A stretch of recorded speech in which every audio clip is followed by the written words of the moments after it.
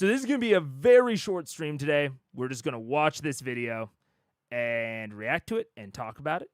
And then we'll kind of go from there to an extent. So let me make sure everything's there. And I can't have chat on screen at the moment, and it's my own fault. Well, actually, wait, I might be able to have it on screen. Wait one gosh darn second.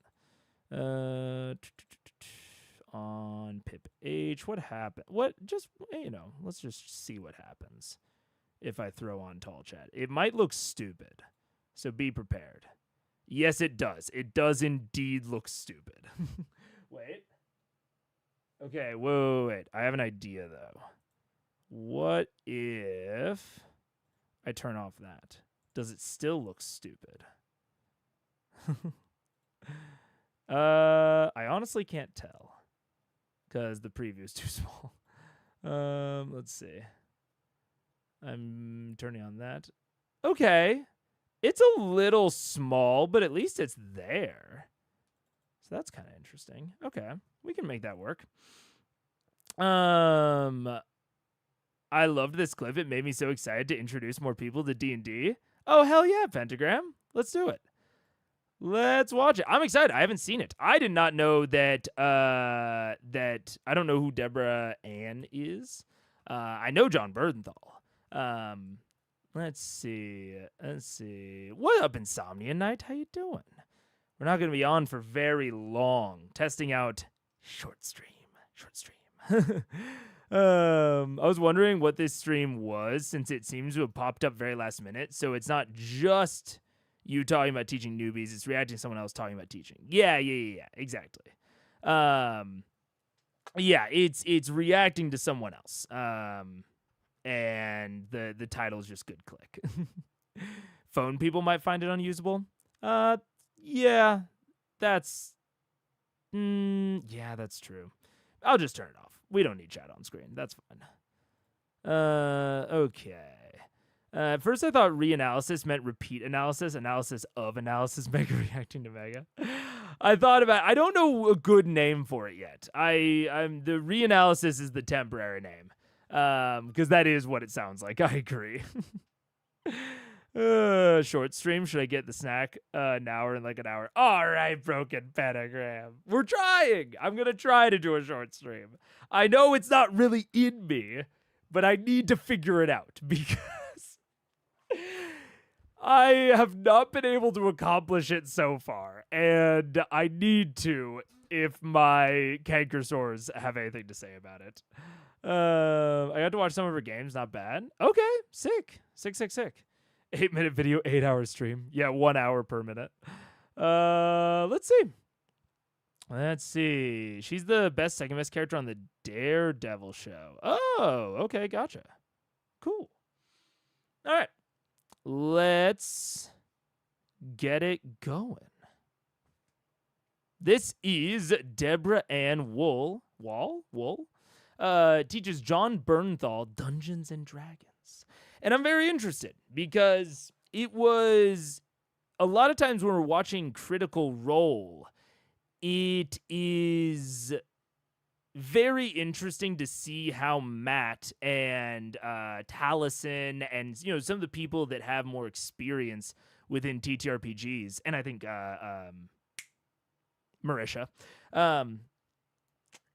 kind of guide the newer players like Travis and Ashley. And I talk a lot about like, oh man, like, I don't know if I would have done that with Ashley's spell. And so I'm interested to see people outside of Critical Role because I haven't seen a lot of media examples of people teaching others to play D&D. I've done it, and I've watched other people do it in real life, but I don't think I've seen like a media representation of it. Since she was on the show True Blood. Is that the vampire show? I think so. Since you may be saying her name a lot, I usually hear it pronounced like Wall. Deborah Ann Wall. Got it. Okay. All right. And this is Real Ones with John Bernthal. Like I don't. It's like a game, but like you imagine you're like in the game, right? Yeah, kind of. I mean, it's just yeah, it's just a Oh, yes, I know her. I have, because I saw like the first season of Daredevil, so I gotcha. Already I have something to say. This might be an 8-hour stream. What up, Sayo Paris? How you doing?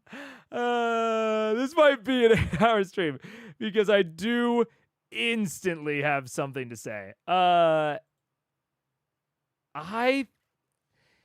It is very, like, I don't have a very strong mind's eye. Like, it's one of the reasons, I was just talking about this in the Discord, that I struggle with, like, traditional meditation techniques. Like, I've tried meditating before, but a lot of them are like, picture a falling leaf, or picture a pond, or picture this, or picture that. And I have a very, very weak mind's eye. It's very hard for me to, like, actually picture something in my head.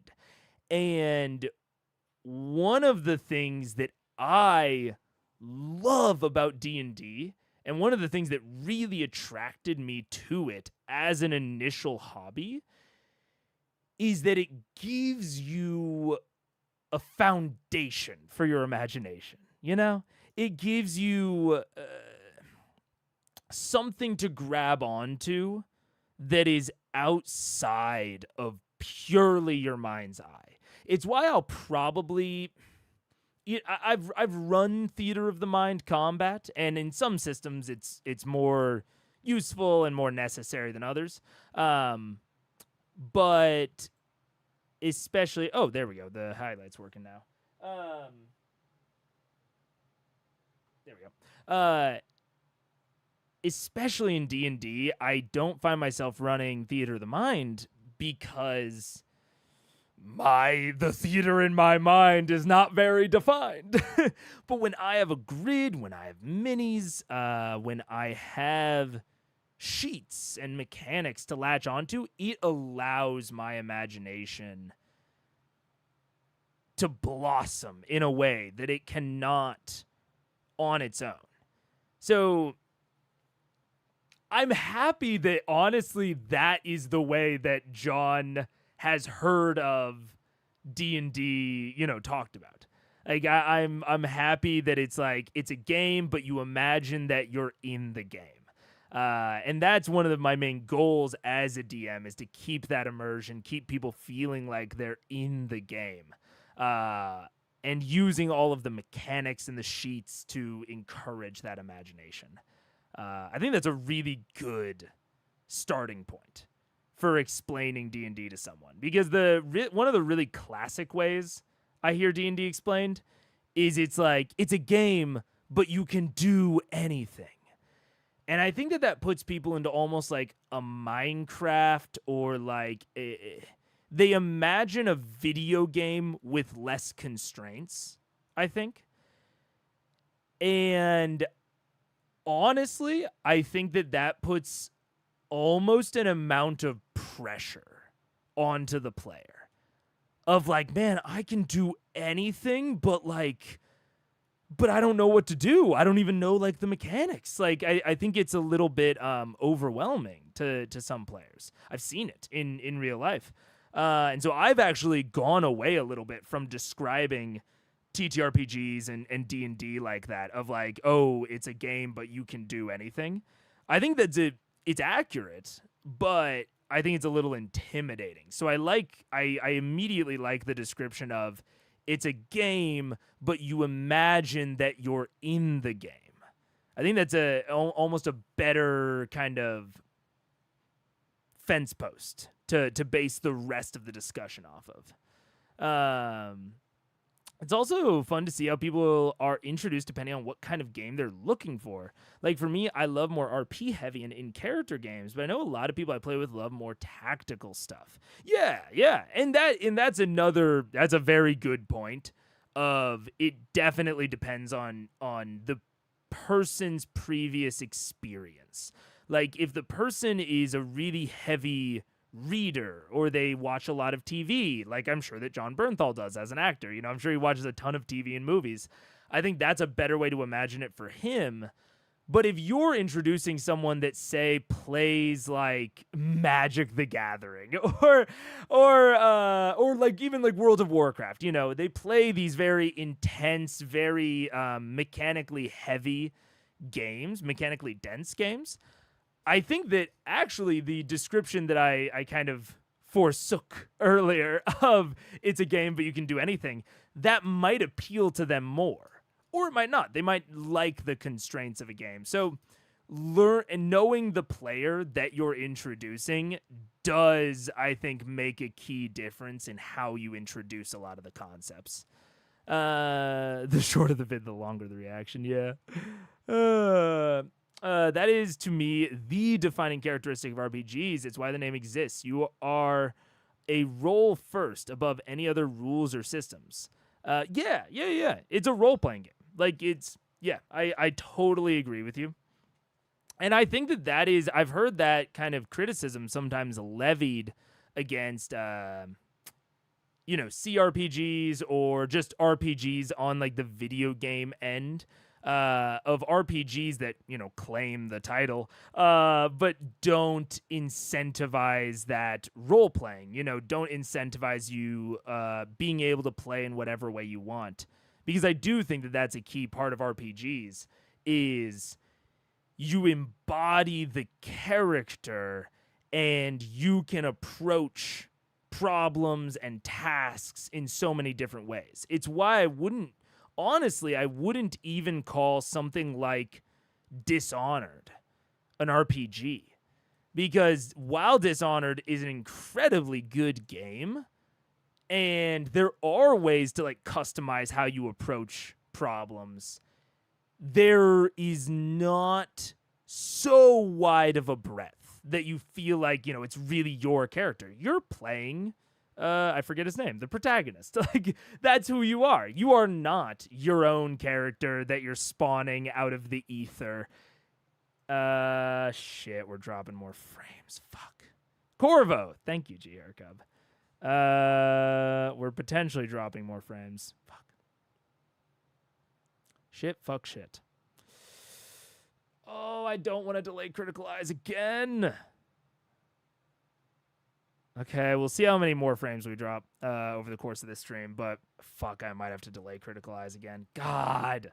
I don't, or I just say fuck it and we just ball. I don't know. We'll see. But yeah, I think like, you're playing Corvo. If you're playing The Witcher, you're playing Geralt. I don't even know that I would necessarily call those RPGs because you don't have that kind of variety there. The Butcher of Dunwall himself, exactly. Imagine your favorite show and how you would have made better choices than all the characters, then do that whilst the DM guides you. Broken Pentagram, that's a great way to describe it, I think. I think that's if someone's really into TV and movies and that's like one of their like main media consumption like formats, I think that's an amazing way to describe it. Books, same thing. Yeah. Imagine your favorite character and all the ways you would have done it better. And you just do that while the DM reacts. Yeah, that's great. Yeah. Merlin ending. Yeah. I'm gonna just start gaslighting people. I teach D&D. Proper dice etiquette is spitting the D20 like a spitball into the table. I would love to see a table full of just slimy, spitty dice. Yeah.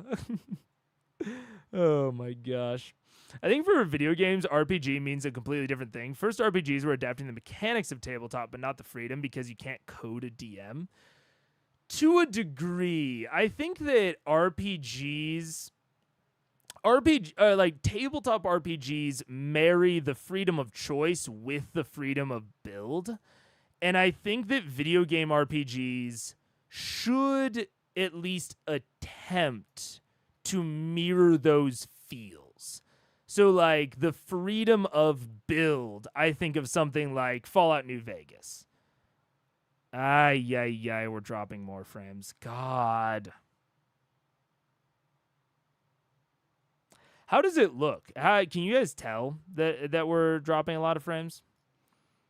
Because it looks really bad on my end, but it's like going down to like 1 bar, but I can't actually tell how many I'm dropping. Well, I can see the raw number, but I can't see how it looks to you guys. Does it look bad or does it look okay? Is it just like an occasional stutter? I haven't noticed anything. Okay. No video lost. I can catch up. I'm mostly audio. Kind of on Twitch, but it's not too noticeable. Okay. It does buffer. Fuck. Okay. Yep, we'll do this one. Yeah, okay. Yeah, for the rest of it, I'm just not going to worry about the drop frames unless we go like fully down. But if there's the occasional stutter, I'm sorry. I'm going to call the ISP about it after this. But we'll just push on through the video. Yeah, that sucks. But yeah, I think that they kind of marry both that freedom of choice and freedom of build. So you can, I think the real kind of core of an RPG is if two different people that are role-playing two different characters are presented with a problem, they are able to tackle it one of many different ways. I think that's the core of an RPG.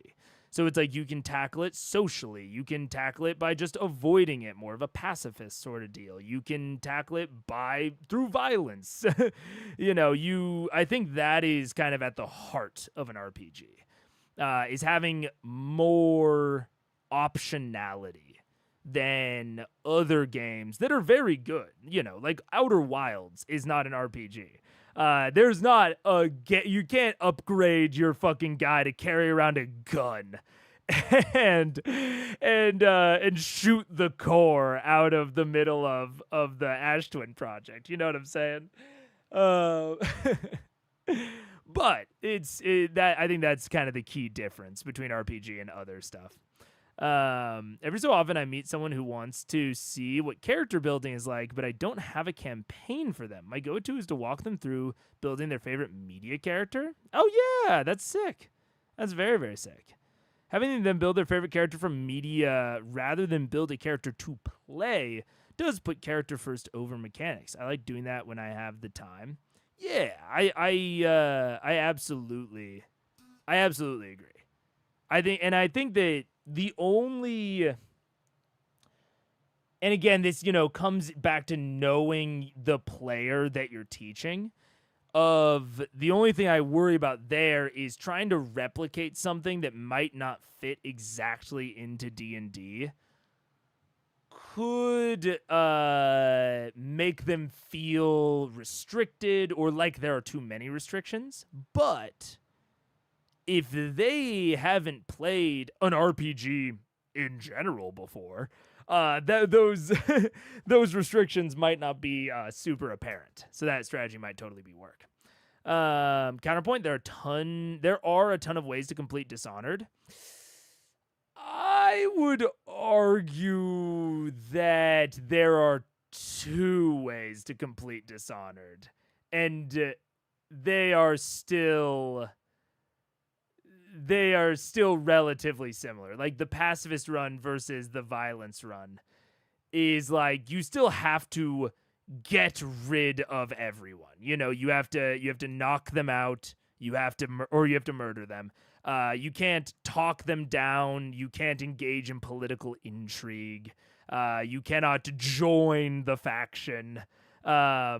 So while there's a degree of freedom of build, and there's a degree of freedom of choice, you're still doing the same thing. It's just how you choose to go about doing it. Which is a weird delineation. But Dishonored might be it's a complex example because it famously has so many choices in how you like traverse the map and such. But yeah. Except Dishonored, you roleplay through action. Yeah, that's also true. That's true. I love shaping Corvo in my head, but the cutscenes and endings you get are V-binary. Yeah, and I think, like, this is not any amount of shitting on Dishonored. Dishonored is one of my favorite games ever. It's just that I don't know that I would classify it in the same way as, like, a Fallout New Vegas. You know, they're very different genres to me. And we're back to dropping frames. Great. Don't look at it. Don't look at it, Mega. Don't look at the frames. Okay. Let's watch the video. Collaborative storytelling with some characters. And you tell the story? Yeah. Okay.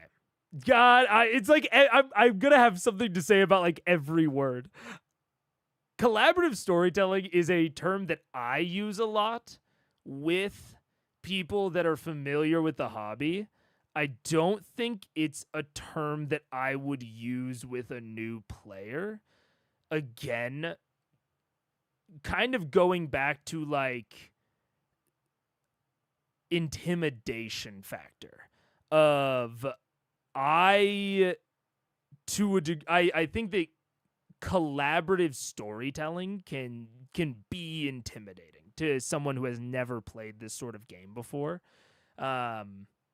Because they're like, well, I have to. I had faith. I didn't grab my snack. There's an amount of I just keep coming back to it. Intimidation with like, wait, I have to write the story? I thought like the DM wrote the story. Like whenever I play a game, you know, the story's relatively written for me. I just experience it. And I think that if you say that to a new player, like, yeah, like, you know, we all kind of, the DM has a story and you go through it as a player. I think that is less intimidating, is going to like work them into the gameplay a little bit faster. And then once they actually get into it, you know, second, third session, you can start using the collaborative storytelling metaphor. Now, if you're training up a DM, I think it's a great thing to say because it actually reduces the amount of of intimidation. If someone wants to DM and maybe they've never played before, I would absolutely hit home on the collaborative storytelling aspect because it's like, oh no, we all do it together. Like, yeah, you come up with the framework as a DM, but then you and the players create and craft the actual story together. I think you're right, but also you're kind of point out a flaw in the setup of this video. She's not teaching a random person. She knows that. She's teaching an actor. An actor is going to hear collaborative storytelling different than a rando. Very true. Very true. And, you know, I'll go back to it. It all depends on who you're teaching, because I'm sure you're right. I'm sure that John Bernthal has been in writers' rooms. You know, he's looked at scripts. He's made notes. I don't know if he's ever produced any television or anything, but I'm sure that he would consider that maybe a collaborative writing or collaborative storytelling process. So it's true. That might really ring with him compared to maybe the average newbie player. That's true. Have you heard of Midst? It's an old game, right? Like an old like puzzle game? Maybe? I think... No, that's just Mist, right? I don't know if I've heard of Midst. I don't think so, no. How to teach someone to DM, make them a player in a single player in one single game with weekly schedule canceling of the game. Samuel's got all the strats. Samuel's got absolutely got all the strats. Yeah. I was thinking of Mist with a Y. I have not heard of Midst with a D. Interesting. I'm a dungeon master, so I've written an arc and created a world, and then players explore it. And I make calls as to like how difficult it is to climb a wall or fight a monster or that kind of thing. And so if you say this is a real difficult monster. And I think that that's a good way to describe being a DM. I might not even say like I created the world or whatever. or maybe you do. Yeah, it's like I create the world or the framework of the world. I create, some of the story, and then because this kind of goes into the complication of what the DM even is. Like, the DM wears a lot of hats. They are storyteller, they are antagonist, they are supporting cast, but then they are also a referee and a designer and all of these different hats and jobs. But I especially think when you're describing it to a new player, honing in on that referee role, I think will make the most sense to like a new person coming in, of like, you guys tell me what you want to do, and I just tell you how hard it is. And then we go from there. I think that honing in on that referee kind of title is a good place to focus in. Yeah. Midst is a CR thing that is not part of the main campaigns. Oh, CR cast is not in it at all. Okay. The DM provides the world for the players to tell their stories in? Oh. Interesting. So it's almost... Is it sort of like... I'm going to have to play this on stream someday. I mean, I've already played it on stream, but it was embedded within a larger event. So I don't think as many people have seen it. But I played a game during DM Live with two other DMs called The Quiet Year. And The Quiet Year's there's no DM. It is just all of the players work together to build a map within a world, like a map of like a region. It almost sounds vaguely reminiscent of that, which I love. A Quiet Year. I'm the whole vending machine, but you choose the snack. I may have to add referee to my go-to. I usually say something along the line of, you're the main characters, you drive the action, I decide how the world reacts to your actions. Yeah. I think that is honestly more true and more accurate to like the real thing of the DM. But I did the referee is from when I was teaching a character or a person to play. They made the analogy. I was describing it in this long-winded way, and they're like, "Oh, so you're kind of like the referee," and like, and they're a big sports person. They're like, "You're kind of like a referee. Like, we like try to play the game, and you just tell us like how difficult any given action is." I was like, "Oh yeah, yeah, exactly that." So that was that's definitely in my repertoire when I'm talking to new players. Or to fight, then you've got to come up with a different way of fighting it.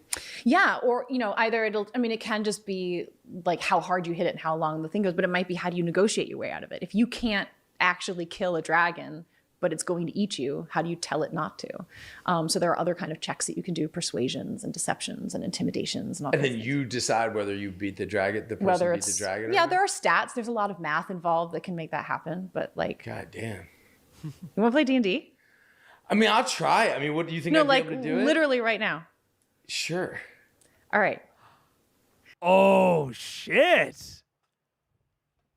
Oh, am I about to be impressed? I feel like I am, because people immediately recognize this clip. If you can pull this out as a DM, that's sick. Like, they don't even have a character. They don't have a stat sheet. I've seen it happen. And I have, at my best, I've done it like once or twice, but even then it wasn't great. But it got them in. It got them, it gave them examples of what was going on. I love the joy on his face when he says sure. His sock situation. I feel that. Yeah. So what do you see? You've got a bow strapped to your back, a sword and a dagger at your hilt, right? So you're walking through the woods. It's dark. It's at night. Almost no moonlight is coming through. And this is something that she's immediately better at than me. This is something she's instantly better at, and this is something I've talked about in my when I'm prepping for a new campaign. I'm prepping for Ghosts of Saltmarsh. Something I've talked about in there, and one of my, I think it might be my single biggest flaw as a DM, is I hate characterizing the PCs for them. Like, I love I love empowering PCs to characterize themselves. I love putting them in situations where they will have their morality tested, so they are being characterized actively through the player's decisions. But I hate telling players what they are, what they do, what they think, what they feel. I've talked about this in Ghosts of Saltmarsh. I hate accidentally characterizing them in the past. So this is why I'm always nervous about like really visiting like the hometowns of characters if the hometown is small. If the hometown is big, I have enough room where I can avoid too much like hitting on the PC stuff too much, and I can just like empower their backstory. But if the town is really small, they ostensibly know everyone in the town. So if I make one of the people a villain, I have now characterized their character that they never realized he was a villain. You know what I'm saying? But I can do that. Like, that's the shit of this. That's why I call this a flaw, is because, like, there is a real, bad DM thing that I am avoiding by being so afraid of this. But there are also good DM things that I'm avoiding by being so afraid of this. And I would say the balance is probably much more weighted towards there's a lot more good DM things that I'm missing out on compared to the bad DM things that I'm missing out on. And she is just ripping it. She is just, you're walking through the woods, you've got a bow. Yeah, like, she is telling him who his character is. And like someone mentioned, he is an actor. He's probably more prepared to take on these sorts of roles that he's just told about. But I also think that this could and, very much could work with not an actor, and I need to be less afraid of doing this sort of thing, both for new players and for my actual games. I've done literally 0 prep sessions. It's not that hard to do at a basic level. It's not the 0 prep that worries me, because I have done that, but those are always with existing characters. So I can just play off the existing characters, and I don't have to tell the players, this is what you are, this is what you do. But I need to get better at it. I need to try. I need to like get into the nuance of that topic, Have you seen that prompt about how player characters wake up with no memories and have to figure out what class, race, everything else they are? I think it's a really good way to develop a character with DM guidance. I haven't seen that. That does sound interesting. I've seen campaign premises where people start out as commoners and then through their actions maybe gain a class over the course of the first session. So it's like if they pick up a sword, they maybe have a few class options. If they pick up a bow, they have a few other class options. I've seen that. But I haven't seen like total amnesia type of deal. My second time DMing was doing an unprepared one-on-one to let my friend try D&D because he was too nervous to come to our game and try it with everyone. So this is so cool to me. Yeah, this is so sick. In this case, she has to throw the game at John. Wouldn't make sense for him to come up with his own character for such a short demonstration. Absolutely. And that's what I'm saying is like, this is a missing skill in my repertoire that she has and is ostensibly very confident about and with, which is so cool. Like, that is incredibly... there are things when we've been watching Critical Role where I'm like, oh, like, that things that have like impressed chat or like seemingly impressed the players at the table that I didn't find too impressive. This is maybe a thing where like maybe the standard person doesn't find this as impressive as I do, but I find this incredibly impressive that she's like so confident in describing this scene just from whole cloth, from absolutely zero. I can take something and do a lot with it. I mean, obviously we're what are we, 20 minutes into the react and 1 minute into the video. I can take very little and make a lot out of it.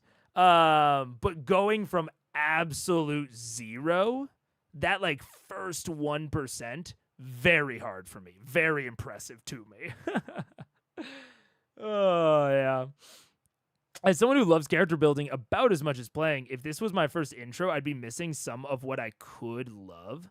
Yeah, I mean, and I think that is a missing component to this, but as G. Hercup said, and I think you're about to qualify, it would have been too much for this situation. But for getting him to play immediately and on camera, this is better than pulling out paper and the PHP. Well, and it seems like this was embedded within a podcast, so she, didn't have the PHP on her, and she's not gonna fucking get out her phone. Yeah, this is really good. This is really, really good. Yeah, if we were doing it, I'd probably come up with something like, which of these 3 or 4 characters from media do you want to be? That's maybe a good sort of crutch that I could use of you are blank character that I know that they like, and then that gives me a lot to riff on. That's maybe a good kind of, yeah, that's a good stepping stone. I could use that. Yeah, just a very quick way to pick a cliche that everyone would grok quickly. Yeah. I'm feeling you. 8 hours. It's always going to be 8 hours. I would also ask a lot of leading questions to make them build a deeper character. You stumble across an active combat scene. What is your first reaction? Let's see if she does that. So she's I'm going to rewind just like a frame or two. At your hilt, right? So you're walking through the woods. It's dark. It's at night. Almost no moonlight is coming through. You hear a crack off in the distance. Something large stepped on a branch. What would you do? First thing? Oh. I believe that she's a good DM. Just off of this. Because this is a concept that I have only honed in on in the past year, maybe 2 of DMing. Which is, honestly, you have a bow, you're in a forest, isn't even a character. It is more of a character than not. And I have trouble getting that first 1% because I don't want to tell them that there's something that they don't want to be. If he doesn't like bows and arrows, I don't want to risk giving him a bow and arrow. But I just need to take that risk. You just need to take a fucking stab at it. I should not be so afraid of that. But this is a great thing that I've started honing in on. You don't need to do it throughout the entire session, but I've tried to start off my D&D sessions with something to react to. Like something for the player to react to. And have a decision point on. There's not always, there's not, you're not always making decisions in D&D.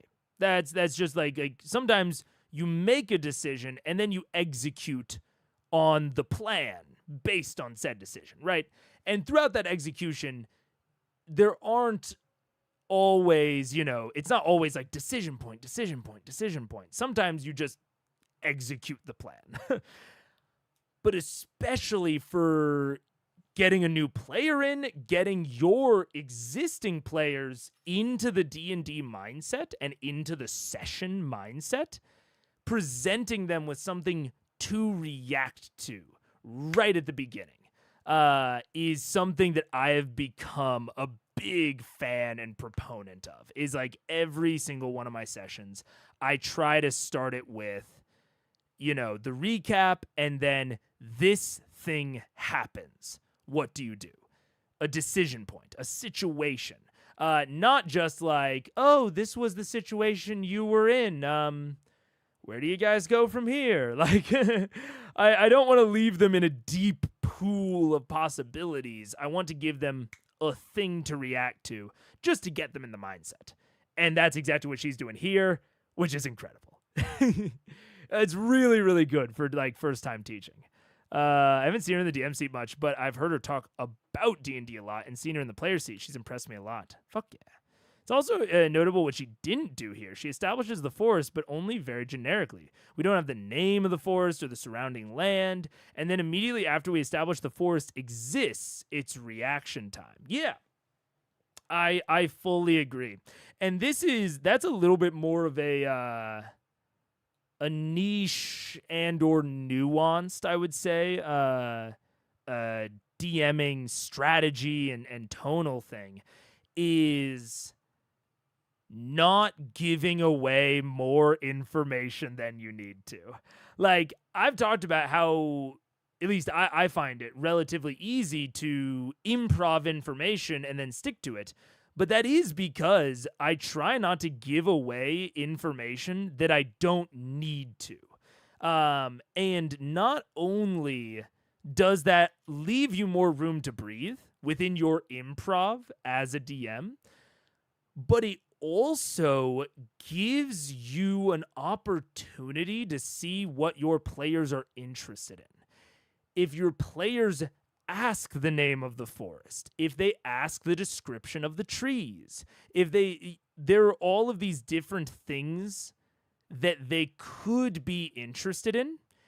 And if you describe everything fucking wholesale, if you just throw out information at them, you're missing out on the opportunity to see what they would have asked about. Because you've already given them all the information. Whereas if you leave it a little bit more vague, at least at first, then you can start to gather some of that information. I think this is especially true on lower stakes scenarios. So like outside of dungeon crawls, outside of maybe more important scenarios where you need them to know certain details, or you're trying really hard to characterize an NPC or a city. In more vague scenarios, like if they get interrupted during a travel sequence, I think this is a really solid way to go about it. How far away is the crack? Give me a perception check. So then you roll dice and we'd see how perceptive you are. Let's say you roll a 13. Okay. And you're pretty perceptive, so you have a +3 to that. That's 16. So I know, okay, 16, that's pretty perceptive. You think it's about 20 feet away. Okay. It's about 20 feet away. Mm-hmm.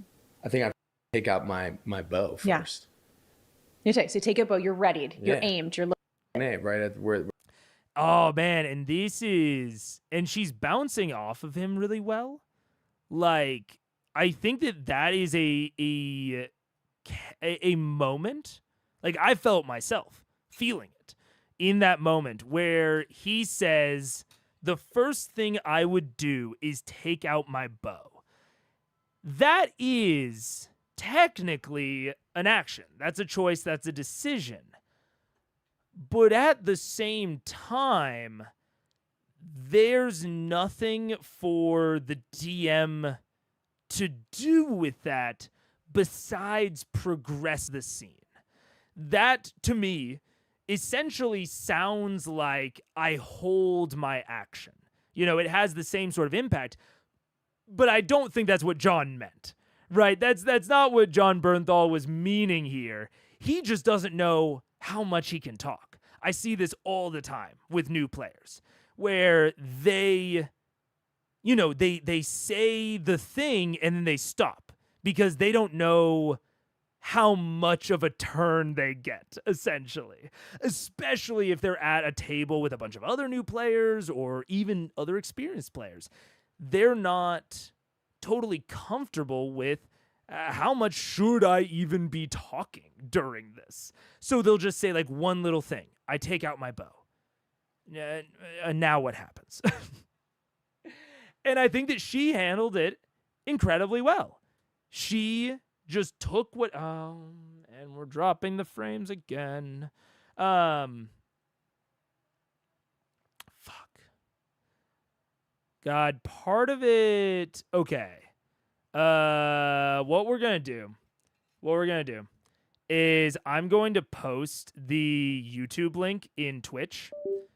I'm gonna post the YouTube link in Twitch so that I'm not multi-streaming, which will potentially help the YouTube be even smoother. So if you're on Twitch, I'm about to turn off the Twitch component of this. If you want to keep watching, link's right there. Otherwise, have a good day. And hopefully this will make the network a little bit easier to run. So, yeah. Peace out, Twitch. Come see us on YouTube. Okay. Hopefully that'll help it maintain even smoother because the speed is just going down. So if I'm not multi-streaming, it should hopefully be even better. It should be even more resilient when I don't have to stream to both. But anyways.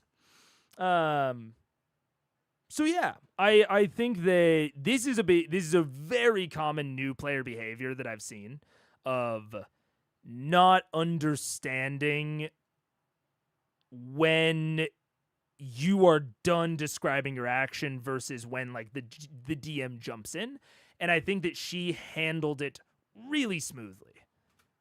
Right here. Yeah. So take it, but you're. So she has this little pause. You could tell that she's waiting for him to say more because because he hasn't really said the thing yet. But rather than getting tripped up on that, rather than letting it go into silence, she just restates it. Take out my bow first. Yeah. So take it, but you're readied. You're aimed. You're right at where. Yeah, he's you're ready. You're aimed. Blah, blah, blah. Like, she's restating it. She's coming with him on the journey. And her talking lets him know that now it's his turn to talk again. Right? She's sort of inching him into the more normal, proper cadence of just repeating what he's saying. So she's responding. And then when she's done talking, he knows that it's his turn to do something again. So she's really helping him through that cadence thing. A normal player at a normal table would be in an even more awkward position than John since he's just a single player. Yeah, absolutely. Absolutely.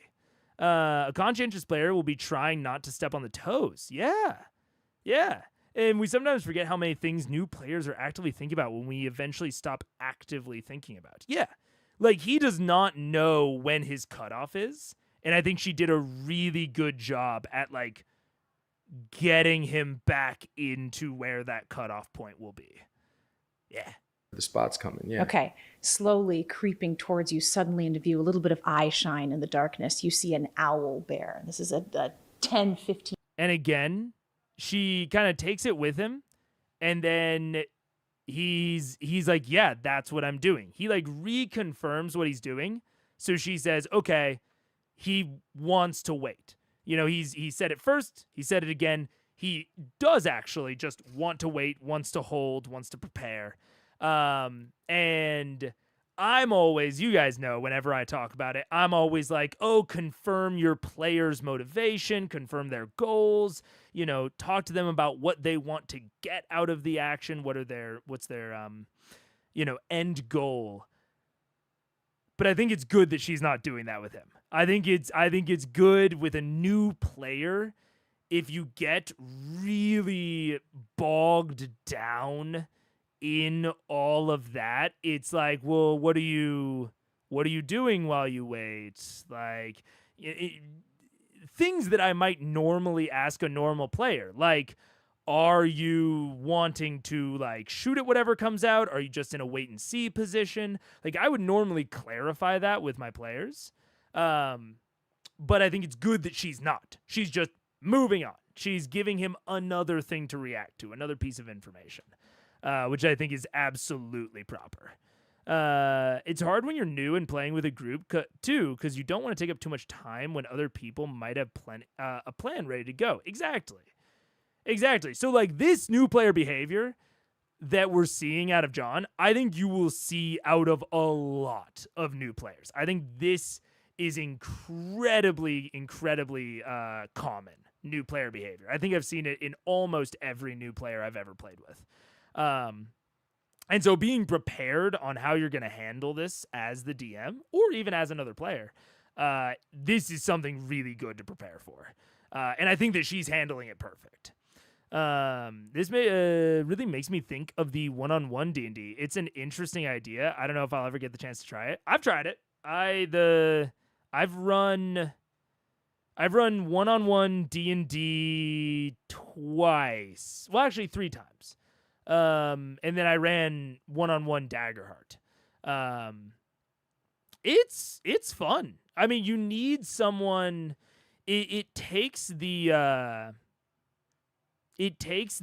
dynamic of like party plot and personal plot interweaving and everyone having a reason that they're together.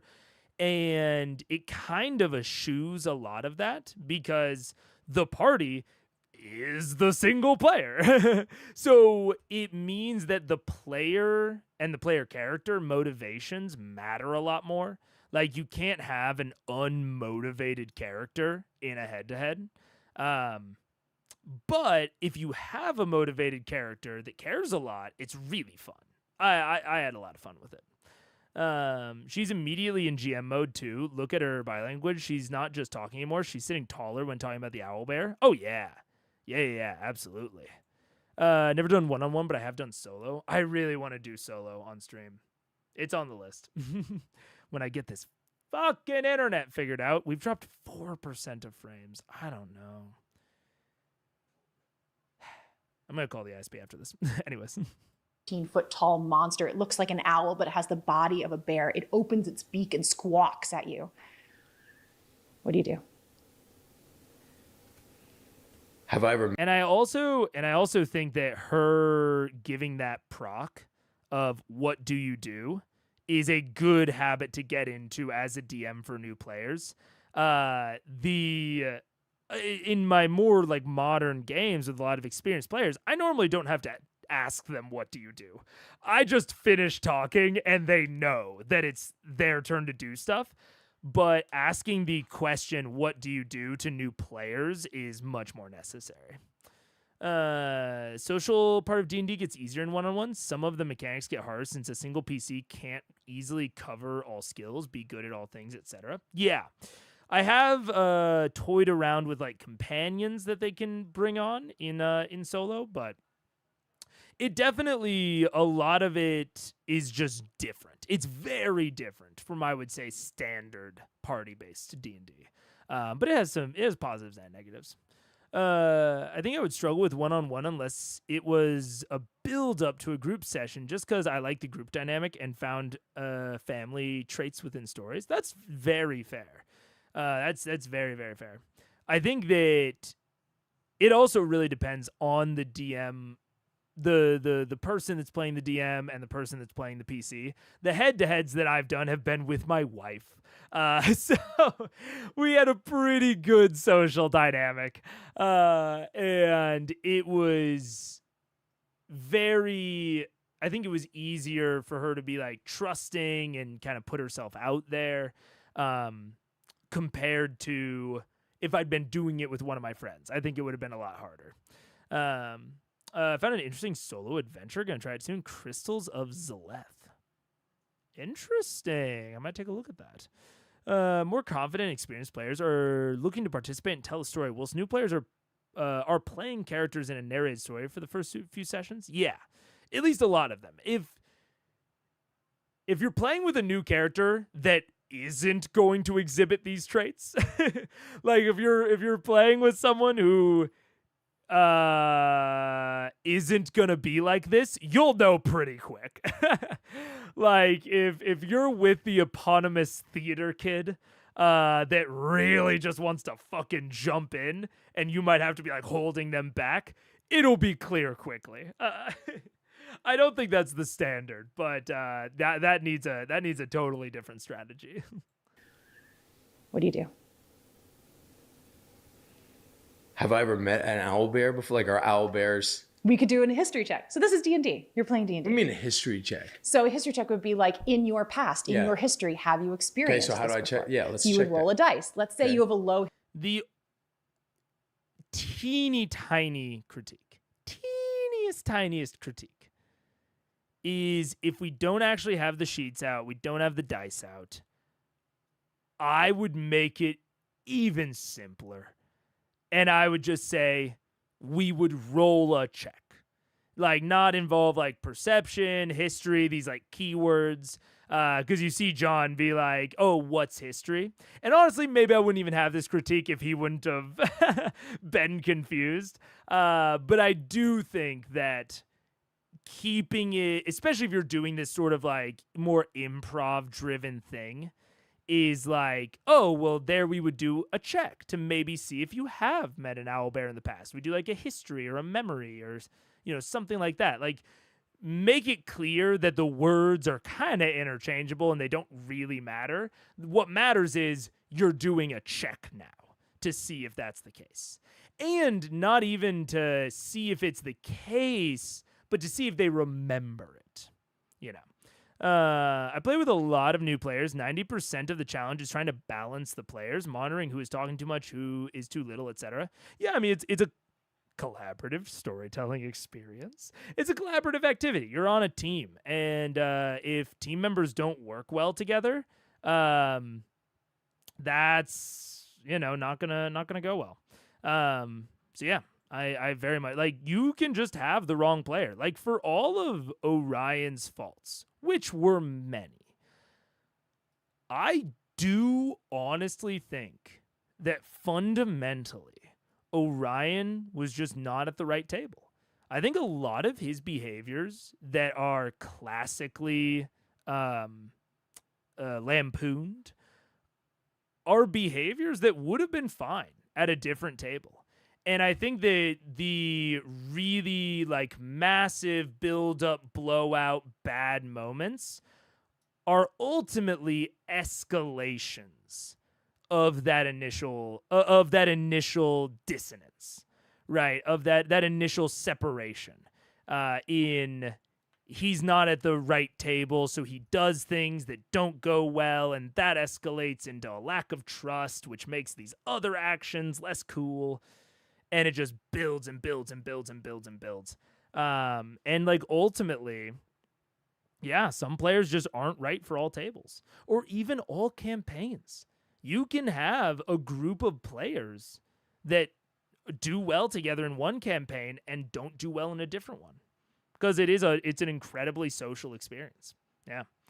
It's one of the reasons that I prefer 4 players or less, because it becomes easier to balance at that point. Yeah. I want one of those dice rings for times like this. Fuck yeah. Hell yeah. I agree, Broken Pentagram. That'd be sick. Also, it's nature. Nature, Deborah. Would it even be nature? Owlbears are monstrosities. People talking too much are often just trying to fill silence. Yeah, absolutely. So if you just get the quiet people talking more often, the others tend to fix themselves. I can definitely see that, yeah. I've only ran one-on-one sessions for family or longtime friends, so I agree it may be a bit rough if you don't have a good social rapport or know them well enough. Yeah, because imagine, I think a good way to test if you would be, like, if one-on-one D&D would be good is, could you go and stay at that person's house as a guest where it's just them and just you in the house? And like, like, would that be cool? Like, could you just like chit chat and not feel awkward? Like, I think that's like a good litmus test. There are obviously exceptions outside of it, but like, you are just talking to one person for hours. So you need to be able to just talk to them for hours. Like, if you can play video games with them for hours, that might work. But if you couldn't, I really struggle with being the player who talks too much. Same. But I do try and in character pull in the less talkative players and encourage them to make decisions as part of the group. Yeah. It's why I like both playing and DMing, but I ultimately prefer DMing. It's like a 55-45 situation. But yeah, when I'm playing, I have to actively mentally tell myself, do not talk. Don't jump in. don't jump in. Not your turn to talk. I have to do that all the fucking time. It's easier for players that all know each other. Yeah, also true. Yeah. What up, Ross? How you doing?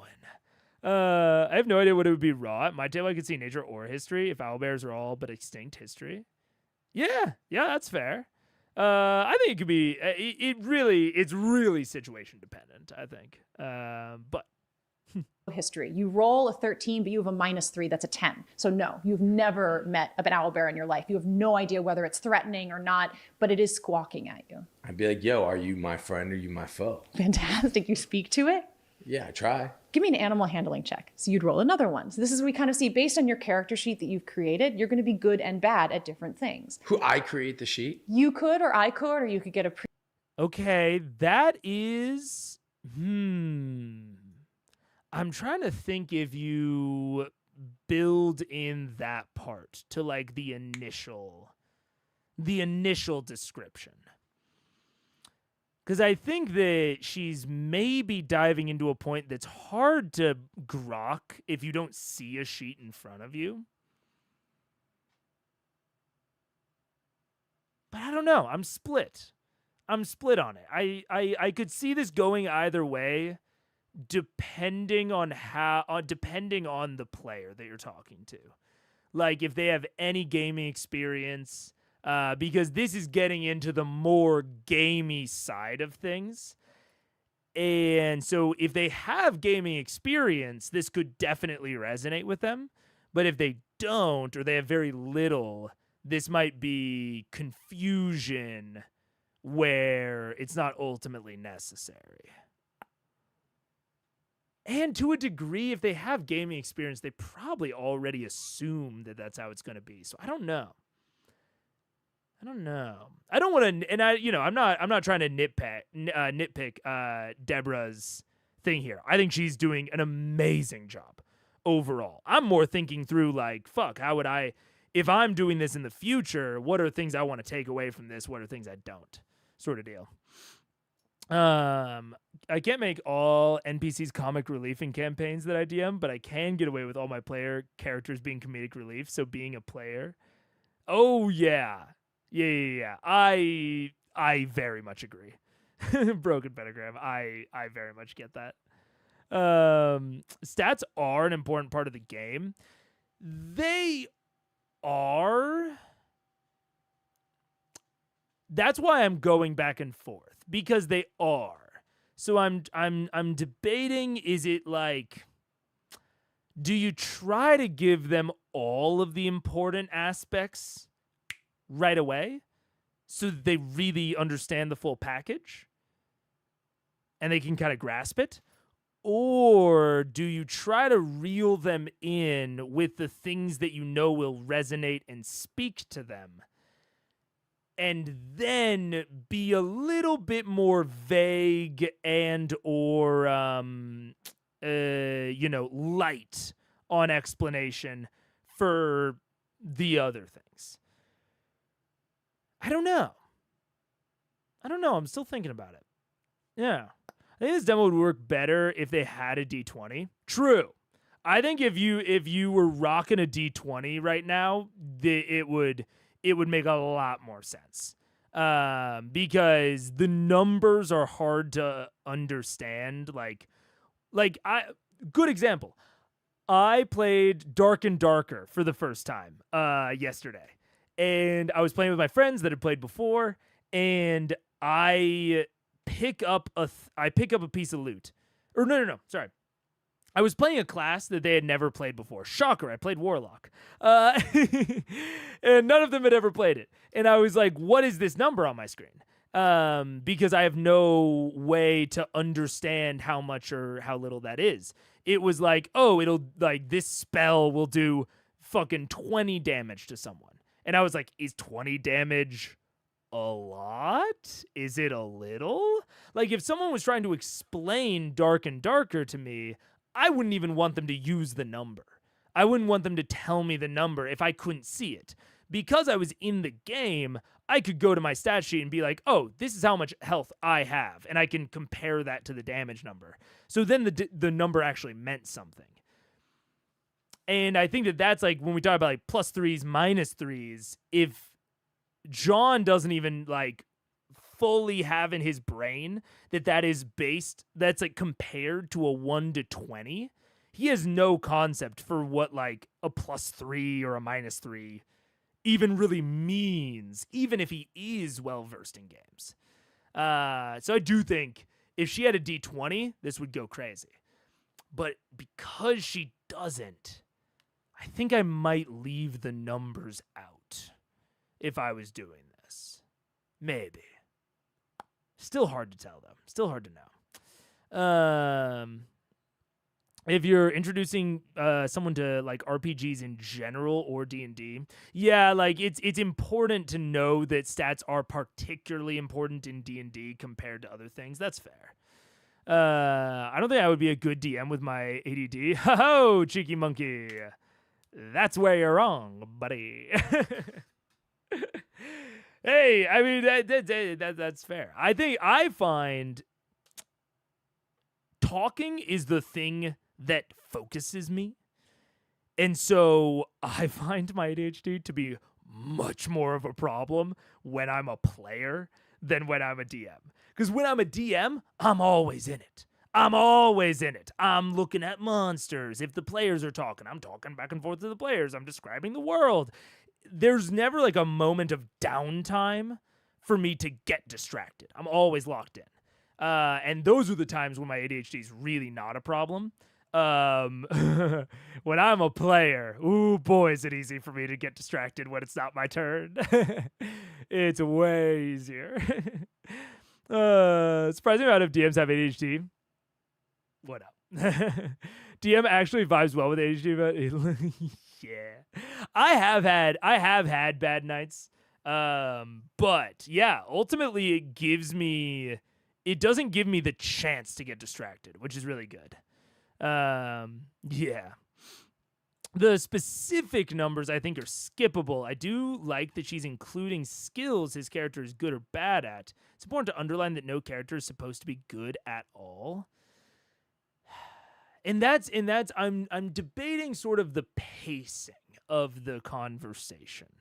Obviously, I think she's trying to go quick because they're on a podcast, so you want to get through this quick. You don't want to go too long.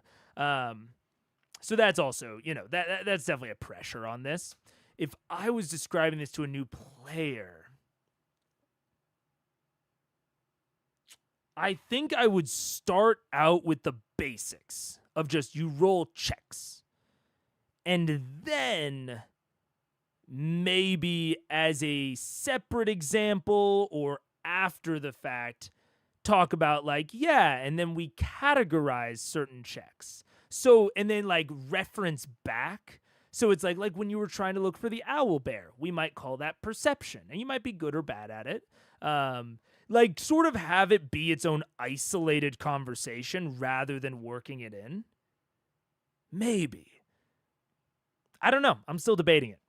I think G's doing great. I am debating 9s and 10s here. 9 out of 10, 10 out of 10. I once fell asleep in my first D&D group. That's harsh. That's rough. I tend to draw and listen when there's downtime as a player. It's like a respectful way to play for me while still paying attention. That's fair. Yeah, like not taking out your phone. Yeah, I don't know. I'm always a planner. Although I will say in a lot of my more recent games where I've been playing rather than DMing, I often build in a hobby or a conceit to give my character something to do during downtime. Either the actual mechanic or like literal downtime where I'm just not talking. So like my second to most recent was Eudokia. She was a cartographer on the side.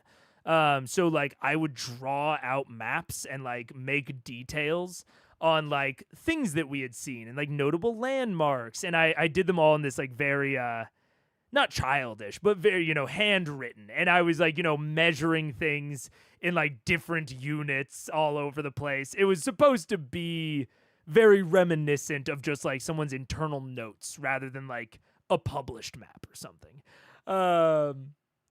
And then for my most recent one, Tormera, he was constantly trying to figure out the secrets of the universe. But he wasn't very smart and or wise. So he would often just like read his books and I would a lot of times during downtime I would come up with silly catchphrases because he liked to think of himself as this like very wise and like kind of quippy person. It's like, oh, well, you know what they say. A turtle rises in the morning but goes into its shell at night. And I would just write down lists and lists and lists of that. And I know, Sam is mega. But that is what I did with Tormera during downtime to try and keep myself focused on the game. You gotta have tools. Because I didn't get to have a turn and we were 5 hours in a game and I didn't get to do anything. It can be tough, especially if you're newer, if the DM's newer, if you have a lot of players. It can be a lot of time between turns, so I get that. I also DM for a lot of neurodivergent people. Drawing is very common with my players. For certain players, it helps them pay attention more. I can definitely see that, yeah. Downtime in the way of party splitting or shopping trip or something. Yeah, I think it works for either, yeah. It sounds like a great way to build a bridge between yourself and your character. I very much like when I'm DMing, one of my core focuses is player investment, keeping people inside their characters' heads. And so whenever I'm creating my characters, I try to do the same thing. Because if I don't, I find myself de-investing. I find it harder to like keep myself permanently in my character's head and mindset and way of thinking. It also gives me something tangible to like reflect their mindset as it grows. Eudokia's map was awesome. Because I started working in like events. Like there was a moment when we hit 5th level. She was a warlock, or no, sorry, not a warlock, sorcerer. But sorcerer gets Hunger of Hadar, the aberrant mind sorcerer. And so she cast Hunger of Hadar for the first time, and I had it really freak her out. Like it really, really scared her. Because it's a scary fucking spell. So later that night, when like other players were talking and I was like doing the map, on the location where she cast the spell for the first time, I like blurred and scribbled it out. I didn't make any notes about it, didn't talk about how far away it was, like didn't do any of the measurements that I normally did. To reflect how she felt. And that's a really good way for me to stay in my character's mindset. And then every time I looked at the map and I saw that spot, it put me back there. It just like flashes me back all of a sudden to like how she felt in that moment and how that is potentially impacting her into the long term. So yeah, I try to have that sort of thing with all my characters. It's just, varying degrees of success sometimes. Turtles sure can do that. This is the reaction to almost everything that Tormera says.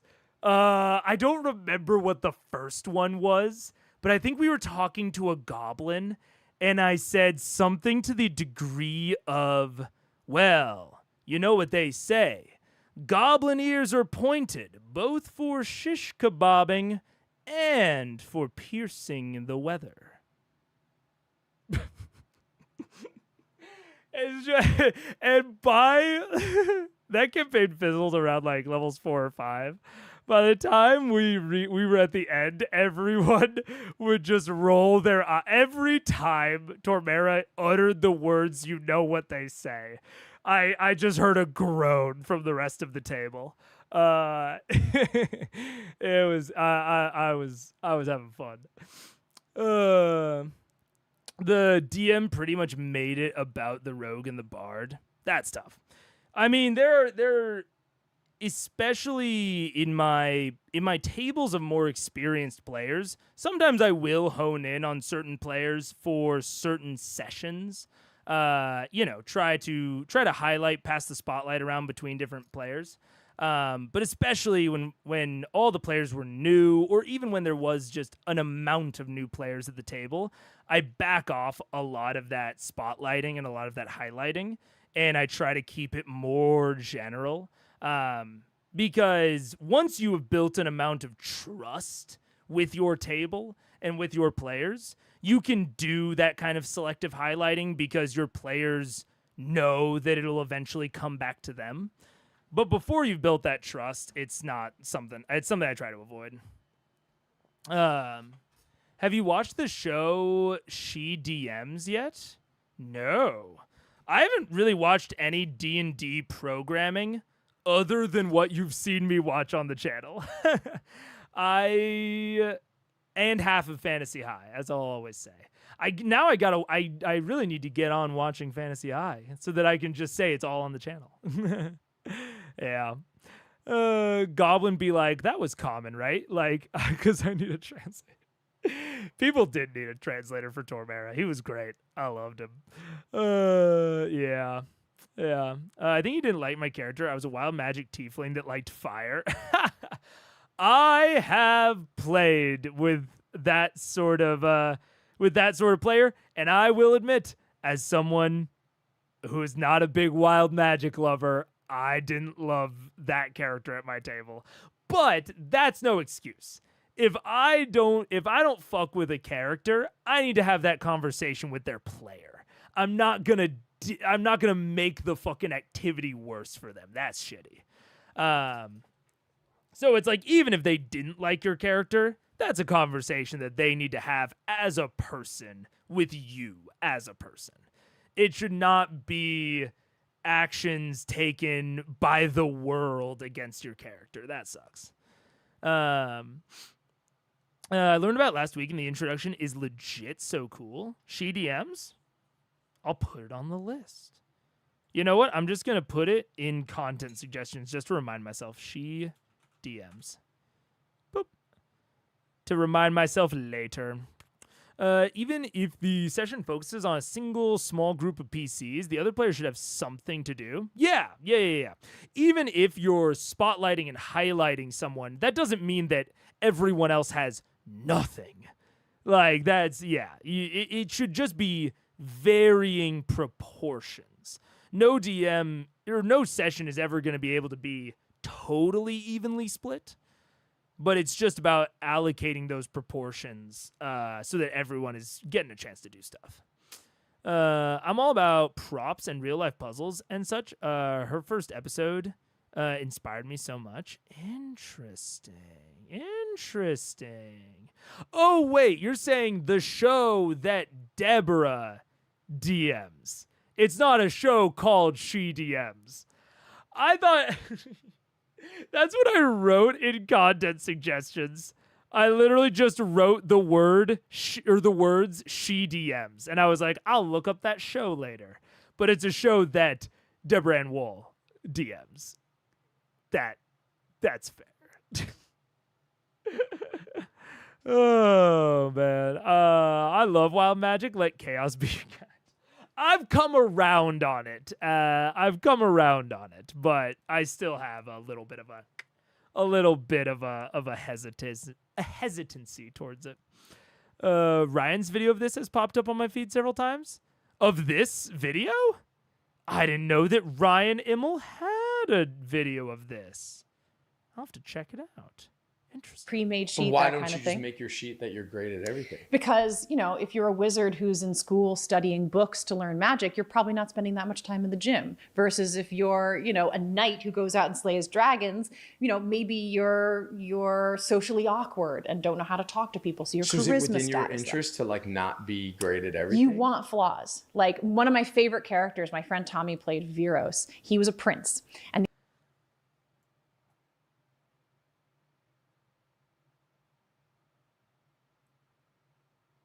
Man, she's goated. She's goated. Because I was at first going to be like, that's not the way I would have explained it. Because I think that John Bernthal is asking, if you can make any character you want, why not just make the most goated character you can? And then he's saying it's in your interest to be bad at things. I think he is legitimately asking in like a mechanical sense, does being bad at things give you other benefits? And I would have just said, no, it's just that you have, you know, a limited amount of things that you can choose, so you don't have the capacity to be good at everything. But my explanation brings in more questions. Like, my explanation brings in, like, well, what do you mean it's a capacity? Is it like a points thing? Like, my explanation gets way too in the weeds, whereas she just says, yes, it's in your interest to have flaws. And I think that it is maybe a not as true statement that gets at a more core truth within D&D. Like, she is like exactly like I talked about with the numbers on the checks. It's like, oh, I like, you know, don't bring in the numbers. Then I fucking walk right into it afterwards. I'm about to bring in the way that you build a character. That's way too detailed. Don't get into that shit. She's definitely doing it right, of just being like, yeah, it's in your interest. Here's an example. Like, if you're a wizard, you're probably not very strong. If you're a knight, you're probably not very smart. And he's like, oh, so you want that to be the case? And she just says, yes. Even though that's not technically true, it's more true to like the heart of the situation. Damn. Yeah, good shit. I think it's interesting that she doesn't say the mechanics don't allow you to be good at all things, which is also true. She immediately goes, it's actually bad/boring to be good at everything. Yeah.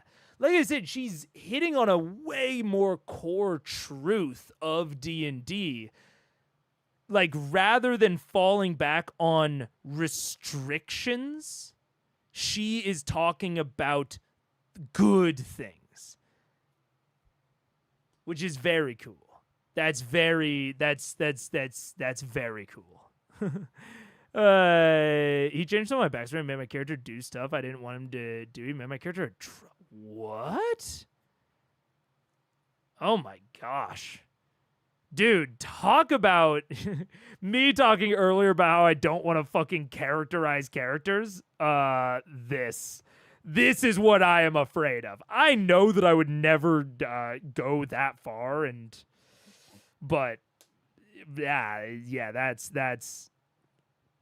I don't want to make any comments about, you know, if a DM is good or bad. I don't know them. I don't know the situation, but that sort of thing is not what I like as a DM.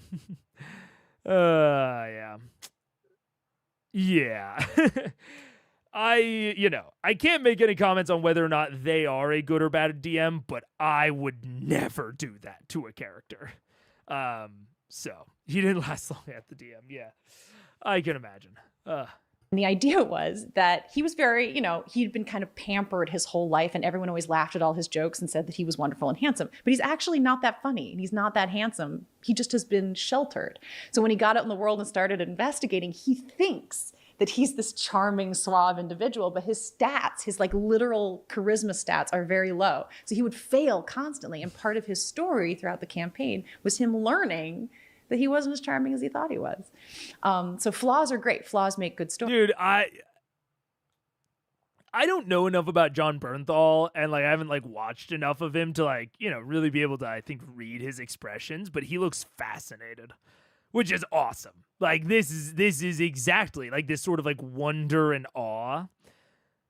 Like I want to evoke this feeling because D&D is wonderful and is awesome without making it seem too intimidating. That's my balance when I'm trying to explain it to a new player. Because some parts of D&D are intimidating. So it's trying to balance this like sense of wonder at the possibilities with not making it too intimidating to actually get into and grasp. Story. Kind of like how people try to describe EVE Online. But is the goal to win? No. What's There the is goal? no goal is to tell a great story. Tell a great story. And there might be Good answer. Fuck. God damn. Because you know that, yeah, y'all know. I always say there's no winning or losing D&D. It's not chess. There's the goal is to tell a great story. And I was just talking to a friend who also DMs, and we were talking about our DMing styles, and they were talking about how their core central goal always as a DM is to tell a good story with the players. Whereas I talked about how I think my main core DM tenet is to facilitate the players achieving things for their character. And that doesn't necessarily mean just getting better. So it's like if they want their character to have like a downslide, if they want them to have, you know, a dark night of the soul moment, I want them to have the best dark night of the soul moment I can facilitate. If they want to be a monster cataloger, I want them to be the best goddamn monster cataloger that they want to be. I want them to achieve the heights that they want to achieve for their characters. And I want to facilitate that. That's way harder to explain, though. And, like, you know, I also have the other goal. It's just, we're talking about, you know, primary and secondary and tertiary goals. And I think when someone asks, what's the goal of D&D? Telling a good story is the best and most succinct answer you can give. That's an amazing answer. Because, yeah, the goal is not to win. The goal is to tell a great story. Winning complicated or intense or interesting combats, that is only in D&D. That is only something that we do because overcoming obstacles is an interesting story. Escaping the Minotaur in the maze is not interesting because of the actual in-depth mechanics of how you interact with the Minotaur. It's interesting because it's a great story. Like, the hero's always going to win. They're always gonna escape. Or maybe they're not. Maybe they're going to die trying because that's a better story, a la Ned Stark in Game of Thrones. The best version of Ned Stark's story is for him to die.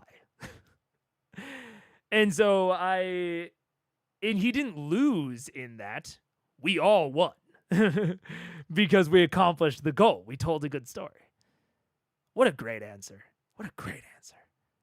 Oh, man. I don't know if that expression is I didn't know stories could be this or I didn't know D&D could be this, but either case, he's invested. Yeah. Relics and rarities. Relics and rarities. I will write it down, Ross. I make no guarantees. But I will write it down. I tend to assume good actors understand storytelling, so I assume it's a I didn't know D&D could be this. Yeah, true. Oh my gosh. Oh goodness, Cheeky Monkey. That's an RPG horror story right there. Might be arcs of like one big bad is like hurting innocent people, and there are monsters to fight. So you're motivated to be a hero. And that's what I love about D&D is practicing being a hero. It's practicing protecting the innocent and stopping the bad guy and standing up for your fellow players. It's the greatest game ever created. And it's just collaborative storytelling. You just sit at a table. It's as close as you can get to when you were 7 on the play yard, just like making up games and stories. And I love it. And I will do it until I die. Yeah. Dude. And it saved me through pandemic. It saved me through strikes. Like I always had this thing to turn to for creativity and finances, frankly. How finances? People pay me to run games for them and pay me to write campaigns and do things like that. Yo. Yeah. It's like a whole side career now. But it's cool. And like I said, it's that one weird space where we're all nerdy. So I don't. You do it like free of, there's no nerves or insecurity. Well, there's nerves and insecurity, but I don't. That was so cute. No. I loved that. That was great. I don't have to worry about not being cool. Whereas like every time I'm on a Daredevil set, I'm a little worried that I'm not cool. Yeah. I'm not cool enough for everybody. It's funny, man. And again, we were talking about this and joking about it earlier, but Yeah. it's like when you say like True Blood being cool and stuff, Yeah. like I hear I feel the exact I felt like I never could fit in. Yeah. Because I was always like this athlete and this boxer guy who was like trying to be an actor. And like, I always felt like, not cool enough. Like I could never like really like speak that language. And I remember when we were, when Walking Dead like first happened, True Blood was like, I think this is it obviously doesn't apply to everyone, but I think it really applies a lot in creative spaces. So I would say a lot, if not most, nerdy spaces are at least to some degree creative. Acting's incredibly creative. And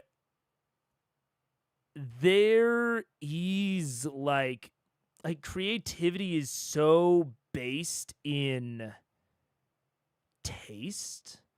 So like I have really felt this of like, when I was younger and I was doing fucking theater, I was doing community theater, and I would get bullied at school, and then I would go to theater with these people that liked me and that were interested in the same thing that I was interested in. But now there's this whole other layer of nervousness. I know exactly what they're talking about, of like, you can feel like an outsider, like that. Because it's like, I go there and someone's humming a song, and I go, oh, what song is that? And they're like, oh, you don't know that song? Song's from Big Fish. You haven't seen Big Fish? It's like, no. I'm 15. I don't control my I don't really control my media intake, no. And they're like, oh man, you gotta see Big Fish. And I did theater with a lot of very nice people. So it was always, they would then go on to be very inclusive. But there are plenty of spaces that are not inclusive. Nerdy spaces, acting spaces, community spaces, where if you don't know the thing, if you don't know the lingo, if you don't have the right taste, it can be a very isolating experience. And I've seen it with D&D. I've seen it like with online discourse about like war gamers versus like role players versus theater of the mind, and like what's the right way to play D&D. And I mean, I guess let me make my fucking stance clear. That's bullshit. That's bullshit. Things that are a matter of taste, I don't care. If you're all having fun, everyone at the table's having fun, that's the important part. And I think that there are strategies, there are good ways to increase your likelihood of having fun. But at the end of the day, what does it matter if you don't know, I don't know, if you don't know who the Raven Queen is? You know, if you don't know what a beholder is, who cares? You're gonna learn. You're gonna get there. So yeah, it's this weird dichotomy where in these sorts of spaces that are oftentimes like built around knowing IPs and like having this breadth of knowledge, it's this weird situation where it can be so inclusive and like such a place for the lost, but it can also be incredibly gatekeepy, which sucks.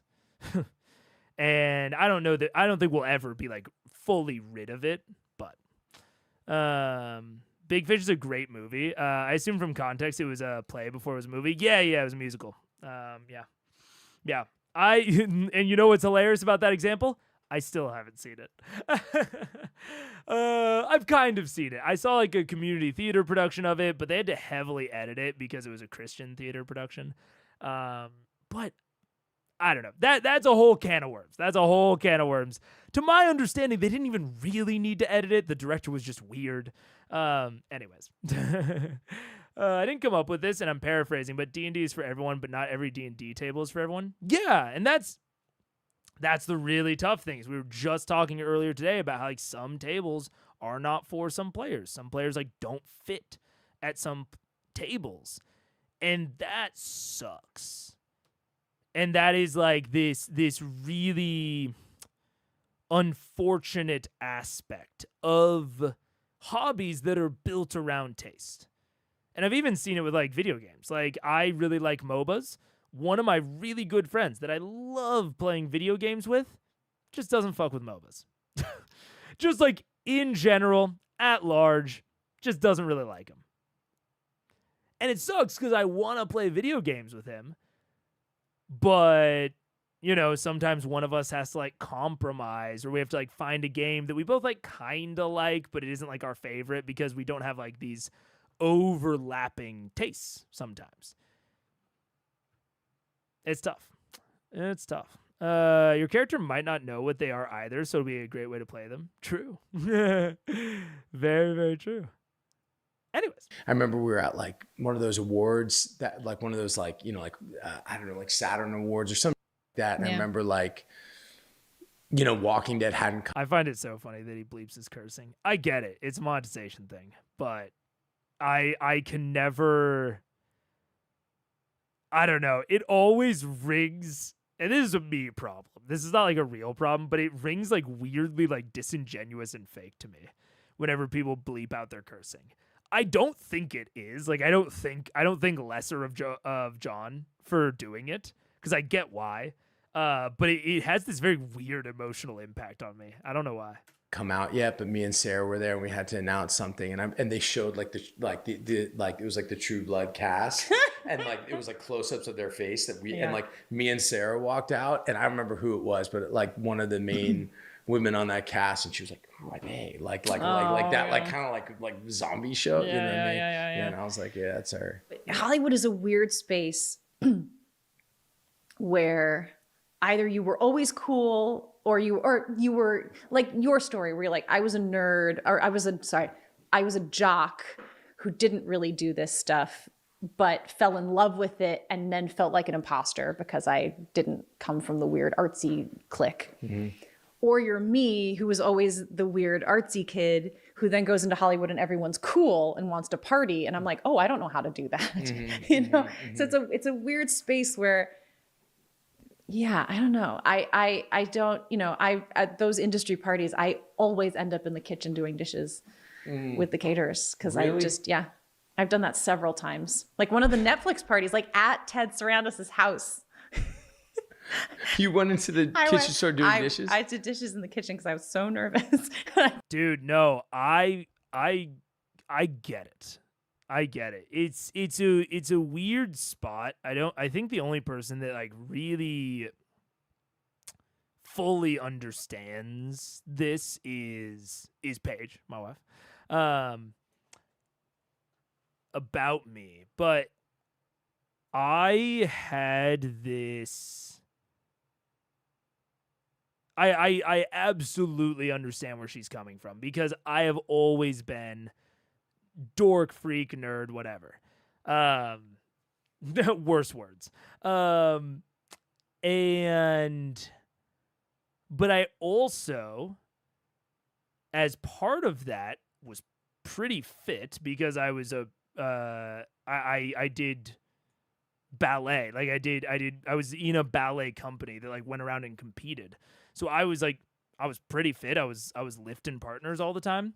And when I went into college, I wanted a really secure job, and ROTC sounded really nice because they paid for part of your college. You basically had a guaranteed gig afterward where like you knew the salary ahead of time. So I was interested in ROTC for a lot of practical reasons, and then I got into it, and man, did I not speak the language. Holy shit. It was like going for like I had like the opposite experience of John, and just like going into that and like not watching sports and not like being into working out before that. It was very disorienting, and it was really hard, and it was really nerve-wracking. But it is also what taught me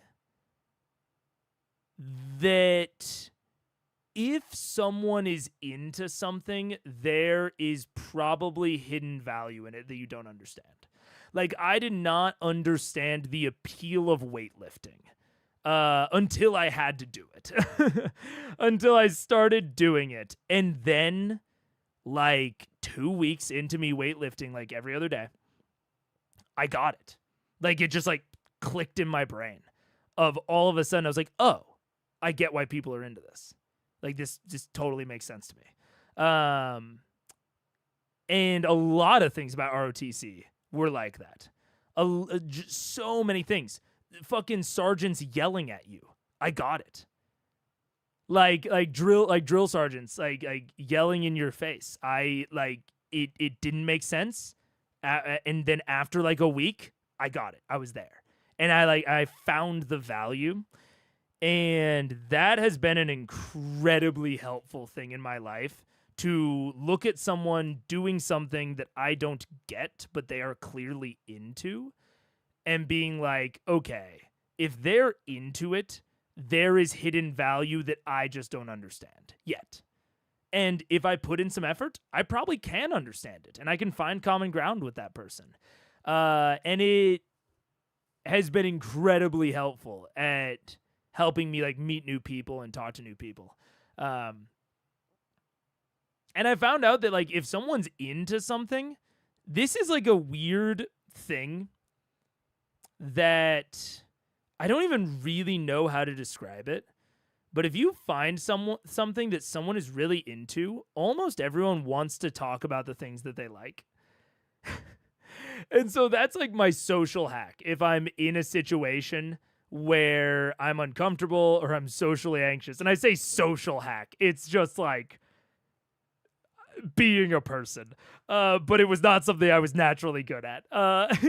Is just like asking someone what they're into, and then asking them about it and about why they like it, and about like what are like the things that they get out of it, satisfaction, enjoyment, accomplishment, and like what their goals are with it, what their preferences are. Like there's such a deep well to talk about with everyone. But that's also exhausting for me. That's exhausting. So I do still sometimes pull the Deborah. I do sometimes eject myself from social situations that I just need a break from. Because even though I know all of that, it takes so much like mental effort to do. It's very exhausting. I think it's moments like this that make me love Daw as much as I do. She's a top 2 character on Daredevil, and she's as nerdy and insecure as the rest of us and admits it. Hell yeah. I feel that. I mean, I think that people, I've realized this, and I think it's why live streaming has picked up a lot, compared to like pre-recorded video is I think people just like genuineness. Like, I think we had a long time in like the early internet, or not even the early internet, but like right before the internet, of like highly produced, very like picture perfect, like media and celebrities. And I think with the internet, we've gotten these like hidden peeks into people's personalities and like who they are. And I think that people really, really want that like genuine connection. And I think that live streaming, like, you know, I can't fucking cut. I can't talk out, or I can't cut out the me rambling. I can't talk out the mistakes, the stuttering, the filler words. And I think that people really like that amount of genuineness. And like you know, put the big asterisks around the admits it. That's like, I think it's that level of genuine that really attracts people. I'm sure that a lot of celebrities are insecure, but they rarely admit it. Yeah, exactly. If I remember, Deborah helped write a D&D, and if I remember, Deborah helped write a D&D. I don't know. And ROTC was great. Loved that class in high school. I looked good in the uniform. I feel that. I loved the look of myself in my dress blues. Ooh, boy. I looked great. But no, ROTC was great. I credit a lot of like who I am now, a lot of positive attributes about myself to ROTC. Even though I got medically DQ'd, so I didn't like go through the whole track. I refuse to understand the caving. I know why they do it, but come on, it's terrifying.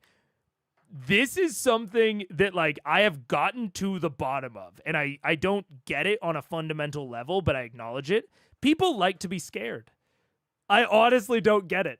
People like to be scared. I do not experience that. I don't like horror games. I don't like horror movies. I do not find catharsis in being scared. But I think that there's an amount of that. There's an amount of achievement because not a lot of other people have done it. But yeah. If I remember, Deborah helped write a D&D book. I see, a D&D book. Gotcha. That's cool. That's very sick. I do love hearing people get excited about their interests. Yeah, it's so cool. And it's such like an easy way to talk to people. Like if you just find what they're excited about and then just ask them about it and like get emotional with it. Like not just like, oh, what do you do? But how do you feel about what do you do? About what you do. Like what feelings does it evoke when you do it? Why do you like doing it? That sort of thing. People love that. Yeah. Right before the internet became mainstream was also around the era of reality TV, so the idea of genuine was pretty weird around that time. True. Yeah. There are other ways of being scared. Get out of the caves. Get out of the caves. Hey, no worries, Jiggy Monkey. No worries. She did indeed write an adventure that's available on D&D Beyond. That's so sick. That's like a long term, like 10-year goal of mine. Is I would love to write an official setting book. Oh, I would love to write a setting book. That would be like I want to write like Theros, like Mythic Odyssey of Theros. Yeah, I'd love to write a setting book. Saving the children's men. What are you talking about, Daniel? I didn't know who to talk to or how to be there. So I went in to use the bathroom or something like that. And I don't know. I just was like, oh, let me get that. I don't know. My brain needed something to do. Yeah. You know, I think that's also why games and stuff help me, because it's like an activity and I can get to know people better if it's not just talking. If it's like, oh, we're playing a game and I'm learning who you are. Dude, this is dating advice for any of y'all that are single. Go and do something. Dinner and a movie sucks because dinner you're not doing anything and a movie you can't talk. They are like the two worst things. Don't go to dinner until you know that you want to get to know this person. Go and do an activity. One of my go tos with early Paige was rock climbing. Rock climbing's great. It's physical. Sweating with other people is psychologically proven to make you bond more and like make you feel closer if you are like putting in like strain and effort and sweating. So like go do something physical, go for a hike. Although a hike is a little bit weird because then you're trapped with them and that's potentially a dangerous situation for one or both of you. So maybe don't do a hike. But like rock climbing, even something like mini putt. Putt golf. Yep. Yeah. Yeah. Paige says putt golf. Go and do an activity so that you have something to focus on when you don't have anything to say. Yeah. Currently 5 minutes behind. Yeah. Hard agree on dating advice. First date should be a thing that will give you things to talk about in the moment. Yeah, like when you're rock climbing, you can talk about the wall. You can talk about the route. You can talk about, oh my God, this fucking harness is chafing. Uh-oh. Like, it gives you more things to latch onto. When you're at dinner, all you can talk about, I guess, is the food. But, like, food is such a matter of taste that, like, you might say something dumb or stupid or something that they don't like. So no, go and do an activity. Bowling. Bowling is a goated date activity, honestly. It's great. And a lot of the things that I'm mentioning, like the rock climbing, the putt, the bowling, they are in public areas around other people. So that, you know, if things go, and you can meet there, you don't have to do like a pickup situation. So it's like safer as well, which is cool. But yeah. I think the book is Hero Feast Saving the Children. Oh, gotcha. That's the book she wrote. Got it. Laser tag. The only problem with laser tag is that it's similar to a movie where you can't talk for a lot of it. You want something that can take up both of your attentions if you are out of things to say, but that doesn't prevent you from talking if it's going well and you want to talk. So there's a balance. There's a balance to these activities, you know? Hate bowling? I mean, that's fair. That's totally fair to hate bowling, but that sort of activity I think is really good. It's also hard to talk about the food after you ordered, but before it arrives. That time period is hell. Yeah, exactly. I really like going to the movies or an arcade. I think arcade is great, especially like an arcade bar if you're over 21. I think an arcade is awesome because it gives you something to really focus on, but you can talk at any point. My big problem with movies, unless you were like already friends, so like safety isn't a factor, and like maybe you're having a movie like at one of your houses, so you don't have to worry about like you can like talk over it. Like me and that's something that me and Paige did a lot. But like going out to a movie theater, I don't like because there's such a giant period of time where you can't talk. So I think movies is more like a 5 or a 6 date, maybe like 3 or 4. But I think arcade is great. Laser tag is no longer about talking; it's about winning. You know what? If that's important to you, I guess it does get across that message. Yeah. Boy, it was my first date and now I'm married. Coincidence. What would you say our first date was? It was a movie. It was a movie? At a movie theater. Okay, our first date was technically a movie, but we'd been friends for like a year. So we weren't like, we had already talked so much that like we didn't like need to get to know each other. I think that's the big thing with this is. That's true. We are also very okay talking during movies at public movie theaters, which I know some people get annoyed with. Yeah, whispering. Not like talking to where other people can hear us. And we picked movies where we were sure that the theater was going to be relatively empty. So that we would sit far away from people and then we would whisper back and forth to each other. No, I think putt-putt is the ideal first date, or bowling. You think putt-putt or bowling? Someone said arcade. I thought arcade was good. Arcade is also good. I also still am a proponent of rock climbing because it's physical. Okay, yes, but the whole thing that you gotta get on the mic. It's not that far. The whole thing you just said about like having the like not being able to talk. Mhm. I feel like anytime you're on the wall, you're not gonna be like yelling back to them. So then it's like, Yeah, but it's not like a movie where you can't talk for most of it. There are like periods. yeah, but it's still, I don't know.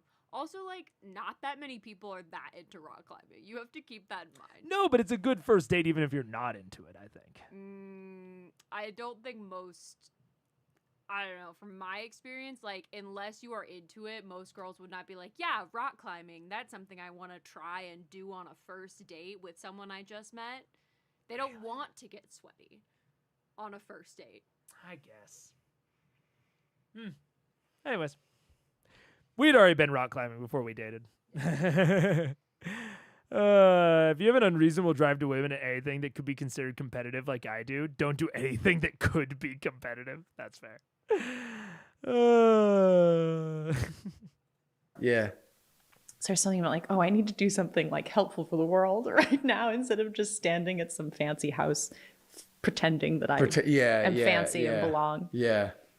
I don't know. Those things are getting easier. I mean, like I avoid them because I just want to be with my kids if I have time. But they're getting easier because I feel like I know people. Like I get to see old friends. You know what I mean? I don't know. I don't know very many people. Yeah. That's another downside of being introverted in this industry. Yeah. I don't tend to hold on to those relationships very, very well. It's tricky. Deborah Ann Wall. Look at that. That was great. Deborah's great. Sick. Wait, let me turn that off. Turn that on. Turn that off. Boop. Yeah. That was sick. That was very cool. Yeah. Nothing else really complicated to say about it. Very, very cool. Yeah, a lot of that was didn't end up actually being about the D&D, but the beginning section was really great. That is like, even though, you know, I had a few nitpicks and you know, debates in my head about like what I would prefer, what I would do. Broadly, that's a great example of like if you have a DM that is uncertain of how to explain D&D to a new player or a new potential player, just showing them that clip is gonna get them 99% of the way there, and it's so short.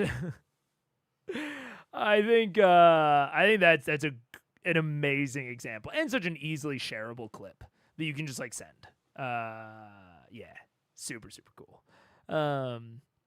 Can you imagine having long nails too and rock climbing? Oh yeah, you do need to trim your nails. If you have long nails, you cannot go rock climbing. You also can't wear rings while rock climbing. Well, not pro tip. But yeah, do not wear metal rings while rock climbing. Silicone at most.